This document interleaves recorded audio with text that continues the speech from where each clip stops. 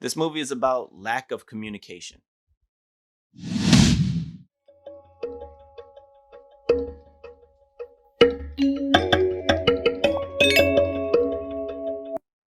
Hello, welcome to Just My Thoughts. I'm your host, Khaleel Ward. On this episode, I'll be talking about the Netflix movie The Kissing Booth 2. It's the sequel to The Kissing Booth that came out in 2018. It follows Elle, who is this girl who fell in love with this boy going to college. His name is Noah. He was very popular. So in the sequel, he's off to college at Harvard. Elle is still in California with her best friend Lee. And they're trying to figure things out in terms of senior year, where they go into school. Uh, she has a long distance relationship with Noah. So, things are kind of shaky. He's in college, she's still in high school. And it's a communication issue. They chat, but she doesn't want to come on too strong. So then he feels like she's trying to break up.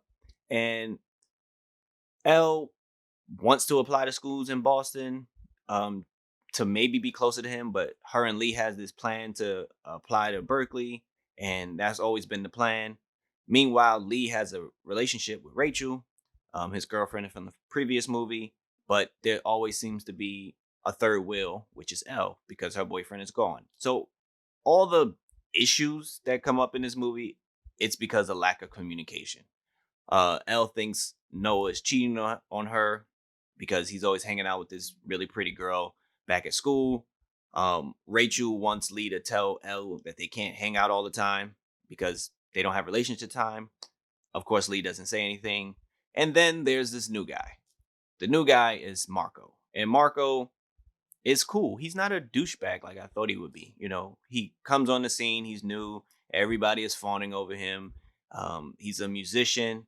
And at first, him and Elle, I wouldn't say they had a rocky relationship. It was just more of like a playful back and forth. Like he would tease her, and she would get upset about it. But eventually, she needs something from him, and they get a bond. And it wasn't forced. It wasn't like, oh, he's being a jerk or he's trying to pursue her really hard.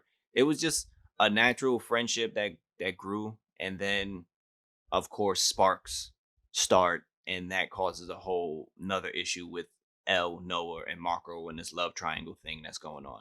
Uh Honestly, I didn't really care about a sequel to The Kissing Booth. I thought the first movie was pretty good. It was solid. It's a teen movie about love and everything. It was cute. And upon watching the sequel, I enjoyed it as it went on further. In the beginning, I was like, I'm not really feeling it at all. But then things start happening, and the friction amongst all the characters start happening, and I was like, okay, I'm into it a little bit more. It's a little grittier than the first one. The first one felt too cheery, and this one kind of, I guess, sets up another sequel the way it ended. But it's a enjoyable movie for a teen love movie on Netflix. If you're looking for something like that, I know it's based on some books that I haven't read. Go figure. But if you enjoyed the first Kissing Booth, you're gonna enjoy the Kissing Booth Part Two.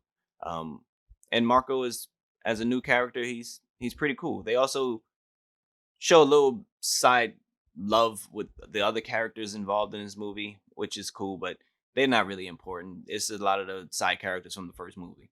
But the addition of Marco was good. Seeing Lee try to do a little bit more in terms of his relationship with Rachel and his friendship with Elle was good to see. And Elle and Noah have that chemistry from the first movie, even though they're not on screen all the time with each other. They do a lot of talking on the phone. But it's The Kissing Booth Part 2. If you enjoyed Part 1, I'm sure you will enjoy the sequel. If you watched it, let me know what you thought about it. Thank you for listening. Deuces.